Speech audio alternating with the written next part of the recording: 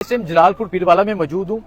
तमाम पाकिस्तानियों से, ओवरसीज पाकिस्तानियों से गुजारिश करूंगा, आए इन लोगों का, इन वसेब के लोगों का, सराइकी लोगों का, हमारे भाइयों का साथ दें। यहाँ की सूरत हाल अगर मैं आपको दिखाऊं, अगर आप इस बच्चे को देखें, जूता नहीं है, कपड़े अगर आप देखें, इसी तरह और बहुत से बच्चे हैं। ये दिखाएं, ये छोटी बच्ची है, आप देखिए इसके पास भी जूता नहीं है पहनने के लिए। इस तरह अगर दिखाएं, माँ जी ये देखें, ये बच्चा खाने की तलाश कर रहा है, इसके पास भी जूता नहीं है। यहाँ लोगों के घर बह गए हैं, लोगों का सामान बह गया है, लोगों का सब कुछ पानी में बह गया है। तो आज ये फैमिलीज अपने घर बार छोड़ के इन टेंटों में जिंदगी गुजारने पे मजबूर है। क्या सिचुएशन है, क्या हालत है, दिखाएं। इस तरह की मासूम कलियां, छोटी छोटी बच्चियां हैं, इनके भी ख्वाब होते हैं, इनके भी कुछ शौक होते हैं।